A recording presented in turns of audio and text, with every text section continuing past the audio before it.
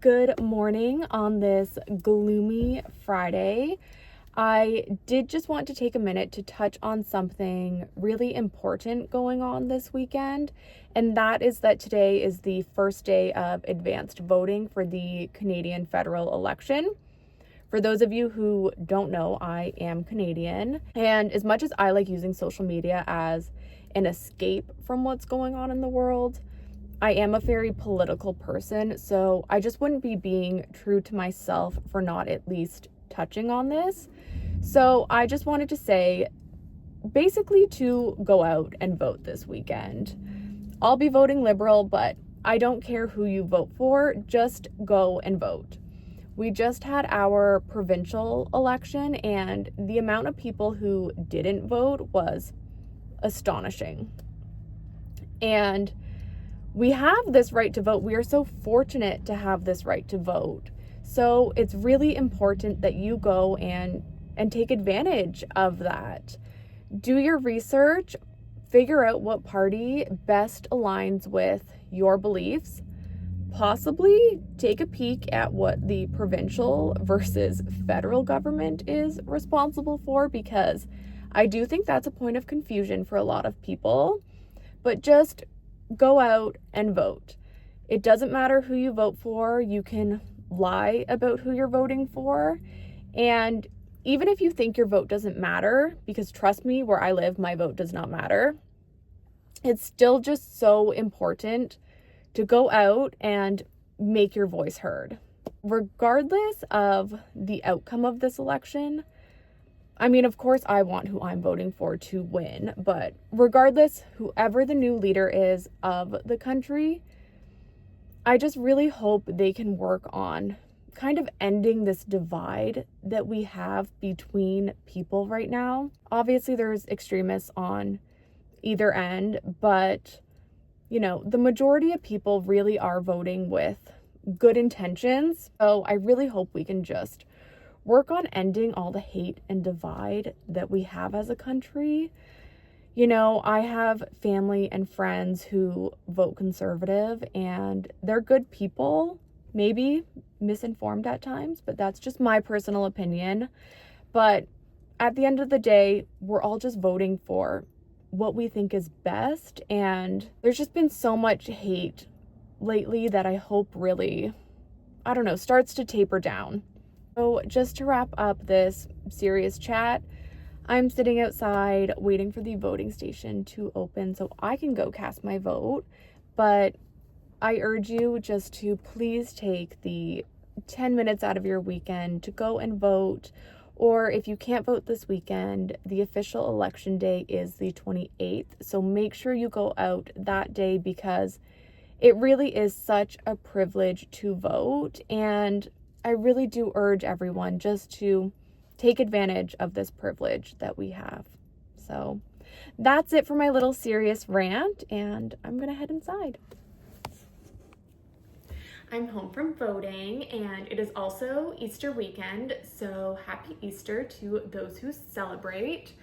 I am very much not religious, but we do still do a little Easter celebration. It's just a dinner. And this is the first year that we are hosting the dinner at our house. Normally I do all the cooking for every holiday, but I do it at my parents' house. That's honestly just incredibly inconvenient. They live about 2 hours away, and my mom is not a cook in the slightest. So I have to bring like literally everything, like my entire kitchen, to their place to host these meals. So it's just a lot. This year, we finally came to an agreement that we could do a little trial of it happening at our place. So today I'm just going to do as much prep as I can. I also have a little baking to do just so tomorrow can be as easy as possible. So that's what this vlog will be, just kind of bringing you along through some holiday hosting. I'm going to start by just cutting up the bread and toasting it to make the stuffing. I make a ton of stuffing for every holiday. I'll do some inside the turkey as well as outside the turkey, which I think is dressing technically. Either way, stuffing. I use King's Hawaiian rolls because frankly, it is the best bread there is. But if you can't get your hands on this, using like another really moist bread would kind of do the same thing, like a brioche. I'm just gonna get this toasted so that it's ready ahead of time, and that's one less thing to do tomorrow. I love to cook so much. I love trying new recipes and just like hosting and making really delicious food for people. I will say my holiday meals are not healthy in like the slightest. I really do kind of go all out with the butter and all the good stuff while I'm cooking. But I mean, at the end of the day, like, it really only happens a couple times a year, so why not really kind of treat yourself and indulge? Yeah, honestly, just doing anything you can ahead of time to prep just makes life so much easier, and then hopefully you can actually enjoy the holiday a little bit and not just be stressed trying to get everything ready. I am always like notoriously so behind schedule when I am cooking holiday meals. So like we'll tell people like dinner's at 5 and anyone knows like we're eating at 6.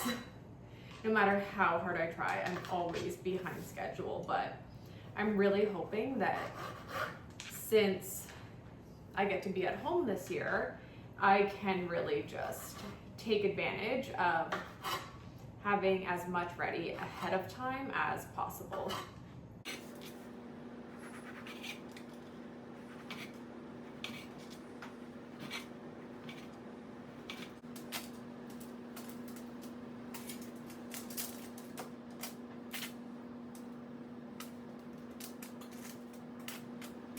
Like I said, my mom is certainly not a cook. I grew up in a household where like we literally don't own any spices, nothing had flavor.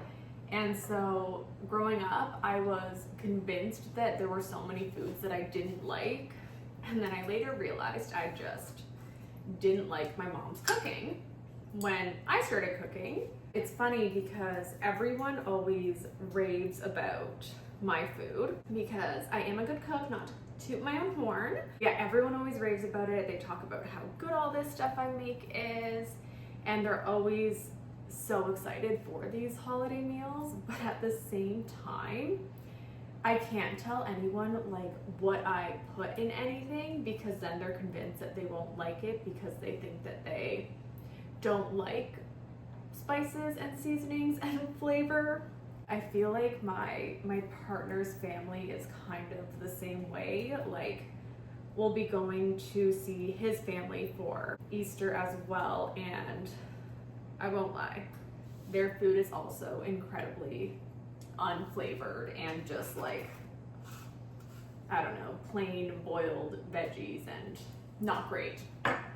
So I would like one year to also kind of take over hosting that and just show them like what flavorful food is, because I'm just convinced that so many people just don't know what good food is. And I don't know, I just feel like if you're going to spend so much time, like so many hours cooking for a big event, like I want to enjoy the food.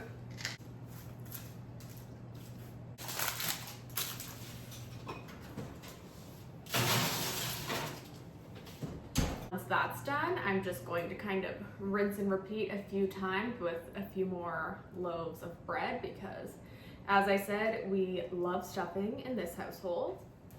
While that is toasting, I'm also going to make a balsamic glaze. I make really good Brussels sprouts. Like anyone who says they don't like Brussels sprouts and then eats mine, loves them. So basically it's Brussels sprouts, I do dried cranberries, walnuts, blue cheese, bacon, and then a balsamic glaze. So the glaze is something I can make ahead of time. I also think I might make the bacon ahead of time.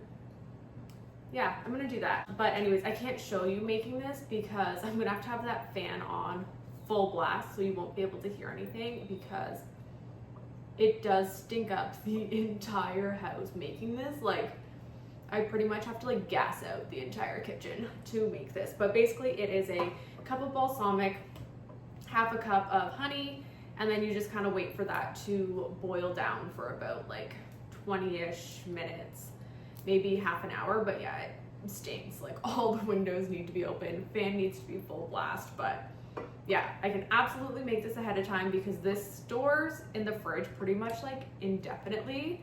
So I'm gonna get started on that. I should mention too, if you want a more in-depth recipe or, you know, more explanation about any of the stuff I'm talking about or making, or even not making, if you just want some ideas for your Easter dinner, let me know, leave a comment, and I will absolutely send any recipes your way.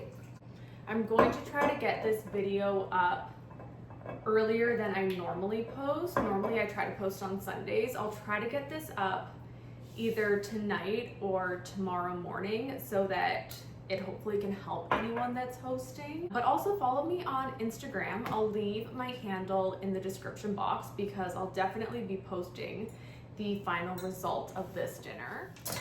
Okay, I'm done making my glaze and my bread is all done in the oven. So I'm just chopping the tops off of some garlics now. I'm going to do about 4 heads of garlic. Roast those so I can make a garlic butter for the mashed potatoes tomorrow. So I like to do like a garlic butter and cream cheese in my mashed potatoes so they're extra, extra creamy. Like I said, not healthy, but super yummy. I'm going to cook my bacon ahead of time for the Brussels sprouts, and then also roast some nuts. So yeah, I just kind of thought I'd summarize everything that I make. So like I said, we do turkey. So we're doing that, the Brussels sprouts, the mashed potatoes. I also make green beans that I boil in this like, almost like a caramelized water. Like, first I boil some water and sugar to make like a, I guess kind of like a glaze. Cook the green beans in that and then top with some toasted almonds and butter.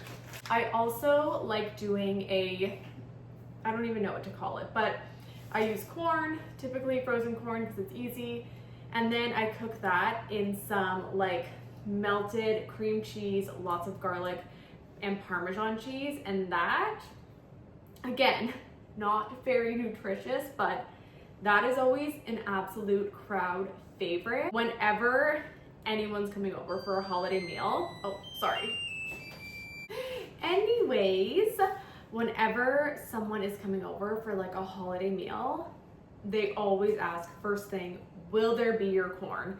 It's so good, it's so easy, like highly recommend. I'm also roasting some carrots. I like to keep that simple. I typically just kind of do salt, pepper, olive oil, and some thyme, nice and easy. And then this year I'm actually doing Yorkshire puddings. That is not a traditional one for my family, but my partner was saying his family used to always make them for holidays, and then they kind of stopped, and it was something that he really missed. So I tried it at Christmas for the first time. Didn't go 100% according to plan, but that's okay. I'm gonna try again for him, and we'll use that as kind of like our bun of sort, because typically we would do like a dinner roll. And then it's just dessert. Normally I make something, but I was feeling kind of lazy this year, so I just bought some butter tart. And we're not a big dessert family anyways. Like, I'm not a big sweets person at all, so I think that'll be fine. But that's it. I'm going to start roasting this, get the bacon in the oven. Also, cook your bacon in the oven. It is so much easier and doesn't make a mess splattering everywhere. So that is that tip, and I think that's it for all the prep. I'm back. Many hours have passed since you last saw me.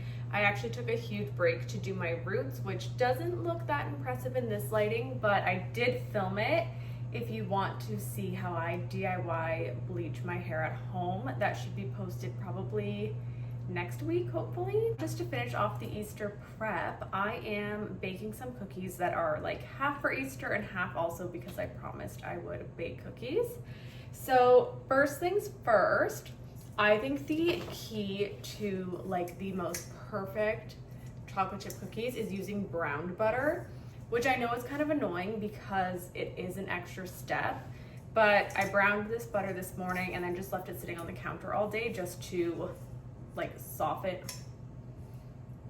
to harden back up, but like still be a softened butter, to solidify and not be liquid anymore. That's what we did. And I'm just going to pour this in. And this is about a cup of butter, I believe I did. I did 2 sticks. And then adding my sugars to it. So I have brown sugar and white sugar.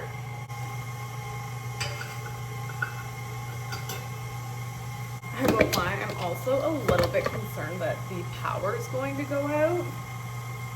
The lights have been flickering. There's definitely a storm going on outside. And then I'm just going to let this do its thing until it's kind of like almost like a creamy consistency, I guess. Okay, so this is the consistency that we are looking for. I don't know if you can tell, but yeah, it's just almost like, it's not creamy, it is creamy. It's no longer like grainy. 2 eggs.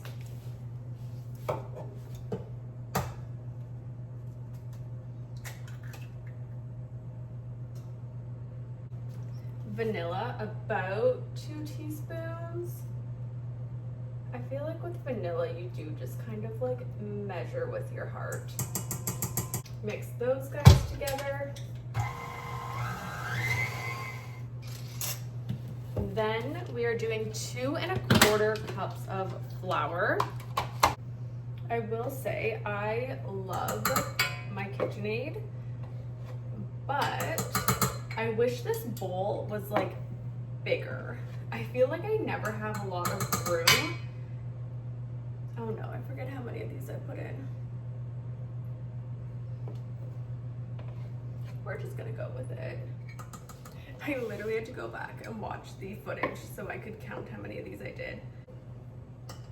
Anyways, yeah, I just feel like this bowl doesn't have enough space, and I always like use this small one because my big 1 cup, it doesn't really fit in there that well.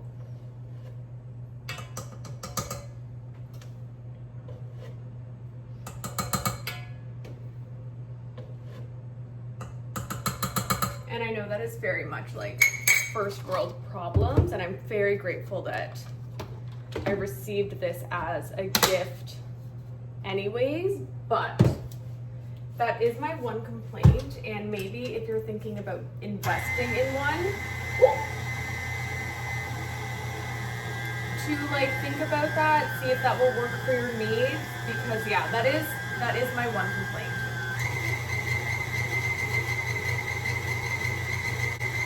Actually, I think I have 2 complaints. Again, love this, but sometimes I do just feel like taking it out of the cupboard, like getting it set up is so much work, and it is just so much easier to use my hand mixer, but at the same time, like I do enjoy using it. So yeah, those are my complaints, my pros and cons. Just a teaspoon of baking soda.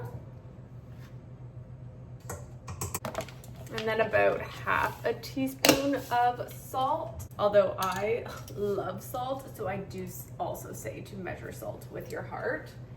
And I absolutely also use salted butter. Like there is no other choice besides salted butter for everything. I am a big salt girl. So now one final mix here. Okay, from here you would just add in whatever like topping you want. I thought about doing mini eggs for Easter, but I ended up just doing chocolate chunks. If I had it my way, actually, I would leave this as is. I feel like this is probably so weird. I love chocolate chip cookie dough, but like without the chocolate chips, just like the the dough portion of it. But this is not just for me, so I'm going to add in, honestly, this whole bag. We don't measure like the filling portion of things either.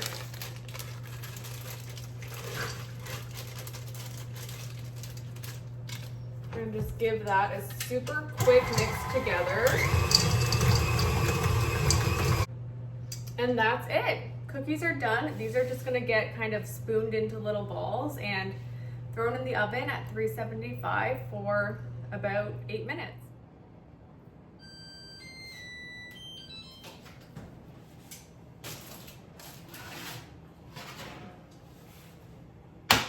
So one of my biggest tips when they're all kind of smushed together and not a perfect circle is to take a cup and just swirl the cookie in the cup, and it will shape it into this perfect little circle. Although most of these really aren't too bad shape-wise, but that is just how you get your cookies looking extra nice and professional.